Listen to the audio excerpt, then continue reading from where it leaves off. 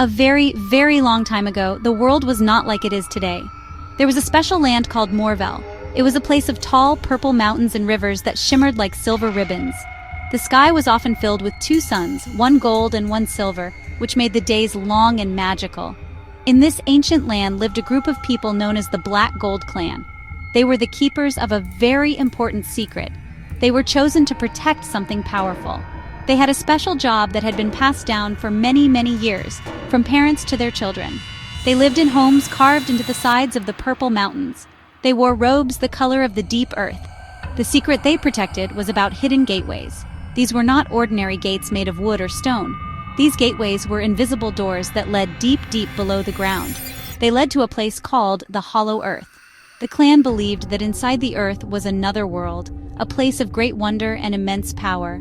The clan had a special way of knowing where the gateways were. They could feel a gentle hum coming from the ground. They called this energy black gold. It wasn't black and it wasn't gold. It was a life force, an energy that connected everything in the universe. It flowed like a river from the center of the earth to the stars and back again. The elders of the clan taught the young ones how to listen for this hum. They taught them songs and told them stories to remember their important task. One day, something new and strange happened in the land of Moorvel. It was a giant, silent ship that looked like a silver teardrop. It floated down from the starry sky and landed softly in a wide, green valley. The people of the Black Gold Clan watched from their mountain homes. Down a ramp of light walked tall beings.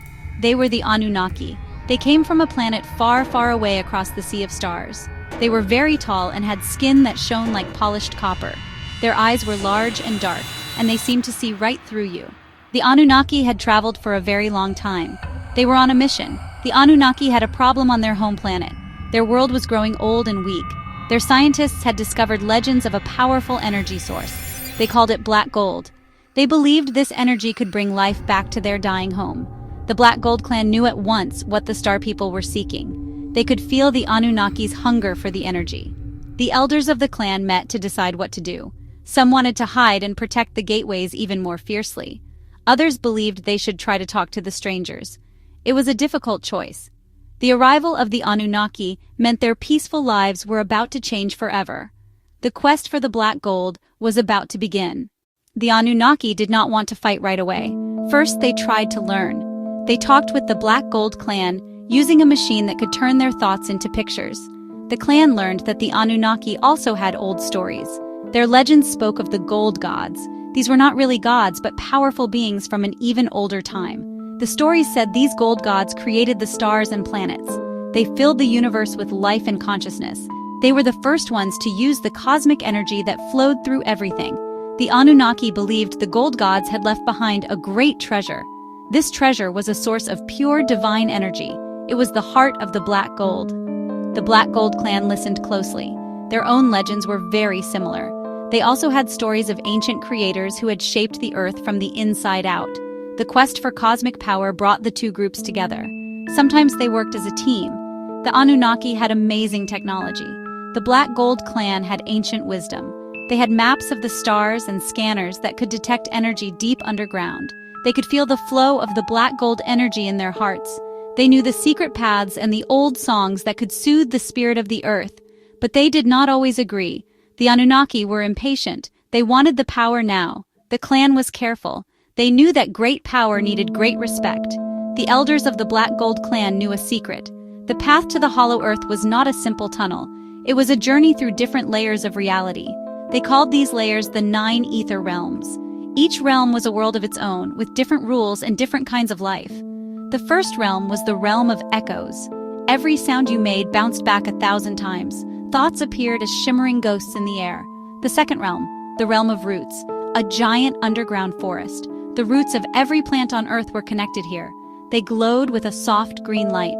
They passed through the realm of liquid light, where rivers of pure energy flowed. Then came the realm of crystal thoughts. Each crystal held a memory of the Earth. You could touch one and see the time of the dinosaurs or the first flower that ever bloomed. The explorers, both Anunnaki and clan members, were learning so much. They were learning about life, consciousness, and the deep magic of the universe. The journey was not easy. Each realm tested them. In the realm of silence, They had to communicate without any sound at all. In the realm of shifting shapes, everything kept changing form. Through these 9 ether journeys, the Anunnaki began to understand what the clan had been trying to tell them. The black gold was not just a fuel, it was the spirit of the world. It was something to be learned from, not just taken. After passing through the 9th and final ether realm, the explorers found themselves standing on a ledge. Below them was a sight so amazing it made them gasp. They had reached the hollow earth. It was a vast open world inside our own. It was not dark and scary at all. Instead, it was lit by a gentle, glowing sun that floated in the very center of the earth. This central sun pulsed with a soft, warm light. It was actually the source of the black gold energy they had been seeking all along. Its light nourished a world of wonders. Below them stretched lush green jungles and sparkling blue oceans. There were mountains that floated in the air, like islands in the sky.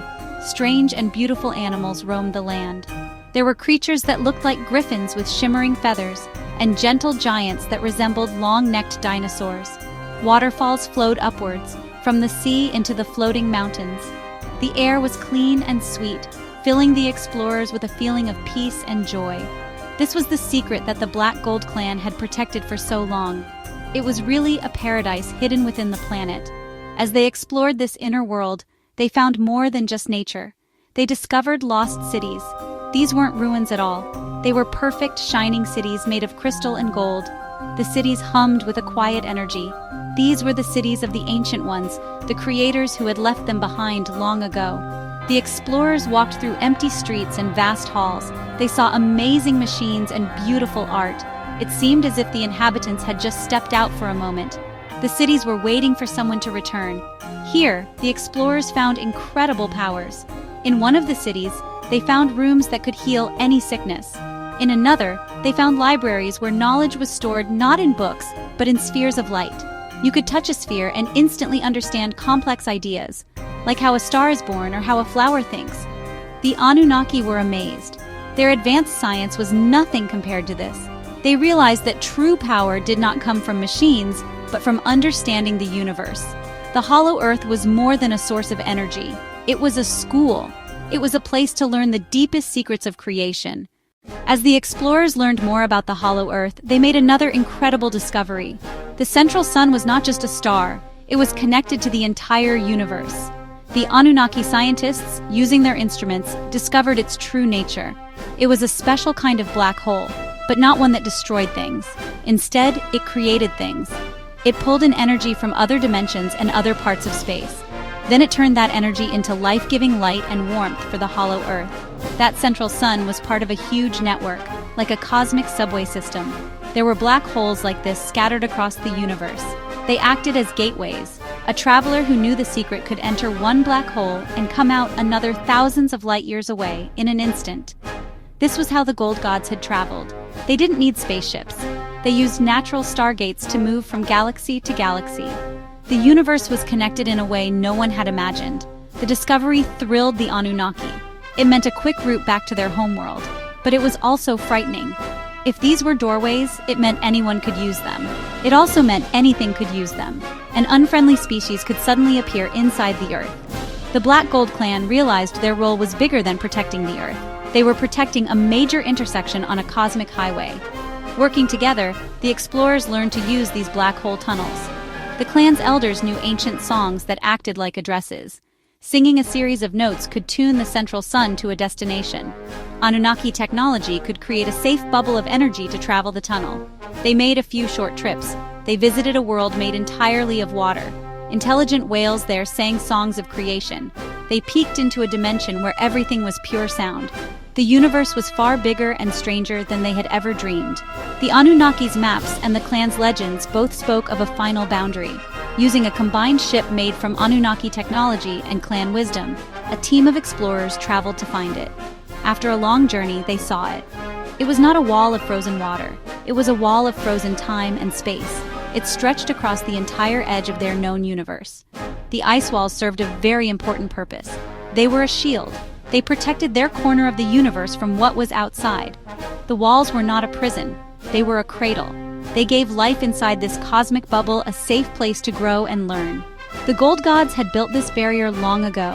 The explorers realized that the divine energy they were seeking was connected to these walls. The black gold that flowed from the hollow earth was part of a larger system. It was like a circulatory system for the universe. The energy would flow out from the central suns of worlds like Earth, travel to the edge of reality, and then flow back in. The ice walls helped to regulate this flow. They were the skin of the universe, keeping everything in balance. This understanding filled the explorers with a deep sense of awe. They were part of something unbelievably large and beautiful. Just as the explorers made these discoveries, a new threat appeared. A faction of the Anunnaki had grown tired of waiting.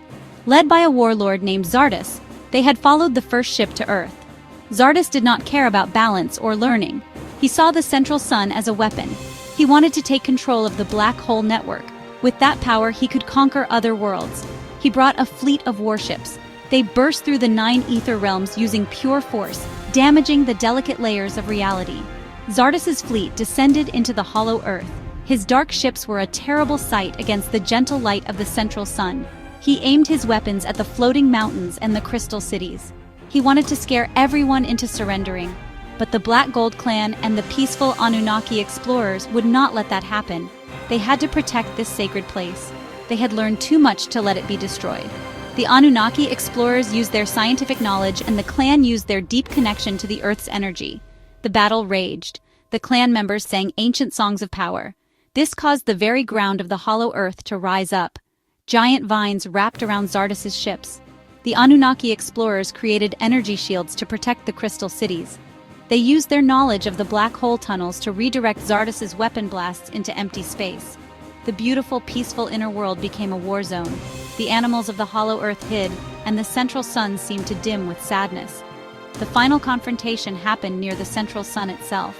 Zardes tried to take control of it with a powerful energy beam, but the leader of the clan explorers and the chief Anunnaki scientist worked together. They combined their knowledge. They created a resonance, a special vibration of sound and light. This vibration did not destroy Zardas's ship.